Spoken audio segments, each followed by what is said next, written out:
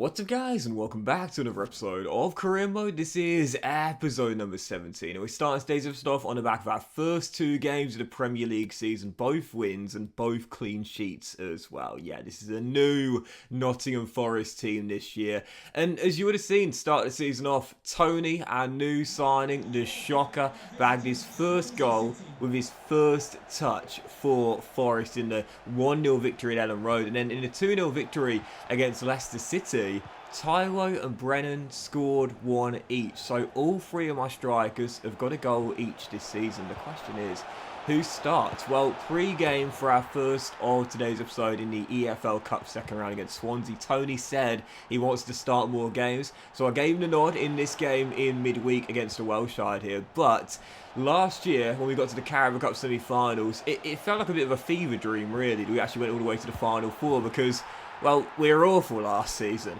We're not going to have a cup run like that this year. Yep, knocked out in the second round by Swansea City, 2-0 at the City ground. And there were loud boos at full time. I just want to really discuss this very quickly. I hope EA start to tone that down a little bit because it's the EFL Cup second round. And yes, it is an upset. We were taking on a championship side. Won again yesterday, Swansea, now in the playoffs, I think, in the championship, doing really, really well, as Mangala broke his toe in that game and he's done for 3 months. But it's not like we just lost 8 on the bounce and we've been beaten by bottom of the league at home. I mean, it's the EFL Cup second round. We've won our first 2 Premier League games with 2 clean sheets. We're a team in transition and, it's the third game of the season. Are you really going to, boo us off the pitch so viciously loudly at full time for that? Really? So I do hear BA kind of tone it down because we talk about it a lot. We want the game to be more immersive. We want the game to be more realistic. And to me, that kind of takes you out of it, We're literally getting booed there as if my job's on the line. Seriously? Come on now. But anyway, at the EFL Cup, I don't mind though. Like I said, last season we had an amazing cup run, but it didn't even feel real that we got to the Final Four last year, and we were 180 minutes away from Wembley. It won't happen this season, out in the second round, but I'm okay with that because the Premier League is our primary goal this season. We won our first 2 in the league, and for our third game, and our final one of August, we're away against the newly promoted championship side. Yep, Norwich at Carrow Road, the ultimate yo-yo team over the past few years. How do we get on in our third game this season in the league? Can we extend our winning run and make it 3 from 3? Well, what a start. Morgan gives White Mr. Sitter early, but right before the break, Taiwo says to Tony, "You might be a hero, but I'm currently leading this line alongside Brennan. I'm not letting this position go." Yep, 1-0 Forest. Taiwo second in 2. Opens the scoring, and then 62 minutes in, Mr. Sitter in the first half. He gets his first of the season this time out. Jesse Lingard last year had an amazing first half of the season. And then in the second half, it was strange but annoying. I gave him a contract extension. I gave him an extra 2 years for his good first half of the season. And then in the second half of the year, he really fell off it, then broke his toe in the game at the Etihad in one of our final games of the season. Morgan Gibbs-White is far younger. I think this year, I'm going to give Gibbs-White a lot more minutes. Lingard, I stuck by him last year in the second half despite his struggles. But I think this year, I'm going to change Lingard and Gibbs-White around, and Morgan will be my starting playmaker supporting Johnson and Taiwo or Ivan Toney. So yeah, Gibbs-White's first goal of the season makes it 2-0, and that would do it. 3 points at Carrow Road, 3 straight wins for Nottingham Forest, and the most surprising part of this 100% start in the Premier League, I'm going to whisper this because I don't know how long it's going to last, but 3 straight clean sheets. What? Say it again. 3 straight clean sheets? Are you serious? Yeah, 3 straight clean sheets for Nottingham Forest.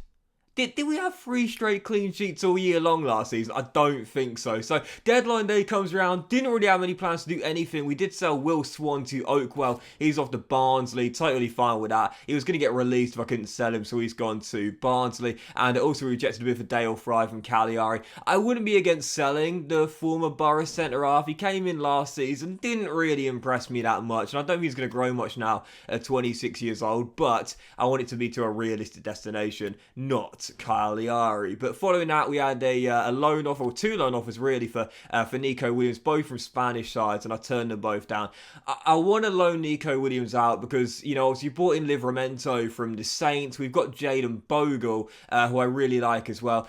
Williams is the lowest rated of the three. He might, funnily enough, have the most potential. I'm not sure, but certainly some solid potential regardless. But last season wasn't enamoured with Nico Williams, and I think he needs consistent first team football to grow and develop. He's not going to get it here, but I want it to be a realistic destination. At La Liga, not entirely sure. I'd much rather keep him in England, but I did make a signing on transfer deadline day after the injury to Mangala, going down with a 3-month broken toe in that loss to Swansea in the EFL Cup. I did decide to bring in a youngster, and I quite like this as well for the realism. Now, he's at Sheffield United this season doing alright. I watched him play a few times for Cardiff last year. It's the Manchester City youngster Tommy Doyle. Now, the Blades are in the Premier League this season. They got promoted last year, so Tommy helped get Premier League football back at Bramwell Lane, but the Blades didn't decide to bring him back. So I said, you know what? If Sheffield United don't want him, we'll take him. Yep, Tommy Doyle in. And you would have seen as well, I included a sell-on clause as part of it. I think it was 2 mil plus a 5% sell-on clause. And the reason I did that is because I thought it was quite realistic to reject this bid here for Jayden Bogle from Borussia Dortmund. I wouldn't be against that. You know, Dortmund like their young players. Bogle's only 23, but I said to Jayden, I know you'd love to go play in Europe, mate, but we've got 3 wins in a row. Stay with us for the season. I'll let you go next year if another big club come calling. But I quite like that with Tommy Doyle coming in plus a sell-on clause there because, you know, you see the top deals as deadline day comes to an end. Camavinga to Lazio, Lukaku to Villarreal. Look at that for Kayo Tomori from Chelsea to Old Trafford via AC Milan, back in the Premier League for just shy of 96 mil. But for Tommy Doyle, you know, I'd love to see buyback clauses in FIFA career mode as the years go by, because it's quite common that when a big club sells one of their young talents, they'll often include a buyback clause in case they develop at that club and turn into a really good player and they want to bring him back. For Tommy Doyle, you know, he's a good youngster. You know, he came through the Man City Academy, again, a loan spell at Cardiff. Watched him a few times there with the Bluebirds, at Sheffield United this year as well.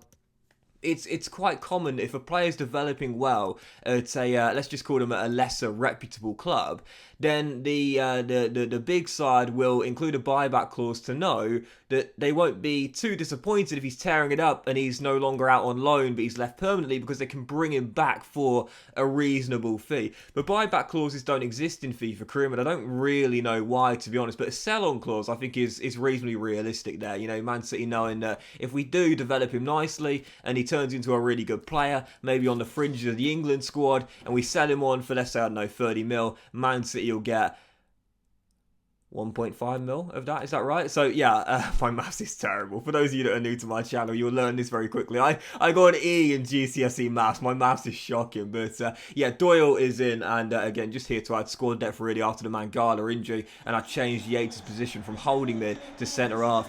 Grew a couple of ratings. I don't know why I haven't played him as centre-half last year. He looks pretty decent there as a young defender, Ryan Yates. I wasn't enamoured with him through the middle of the park last year, but to be fair, at 6'3". I guess the reason why is to sort of that high attacking work rate, and I thought, oh yeah, physical box-to-box. But actually, to me, he looks more of a good, solid, ball-playing centre-half. Anyway, third and final game of today's episode. You see our fixtures coming in September, and the question is, can Forest keep the run going?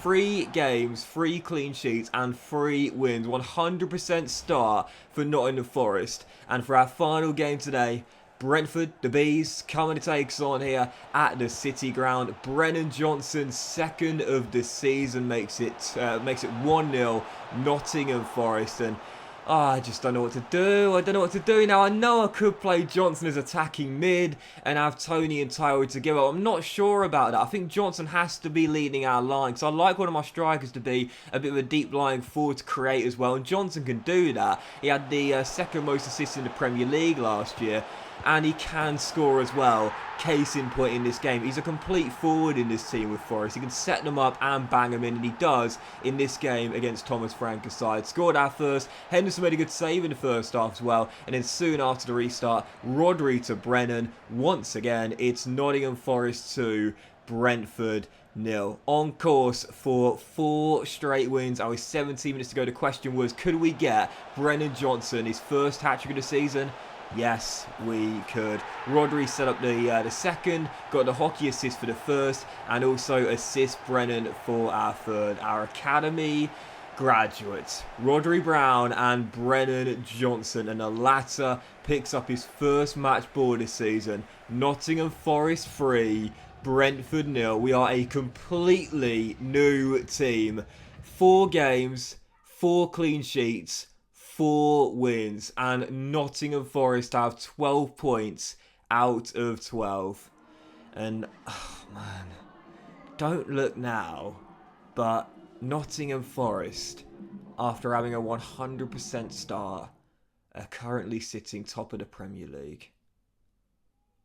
Champions League football at the City Ground next year. Let's not get carried away. But that went in today's episode of Career Mode, guys. Big fan you watching. Really hope you have enjoyed. If you have, then please do drop a like. Most love to you all. Have a fantastic day, and I will see you for the next episode of Career Mode, where hopefully the winning run will continue very soon.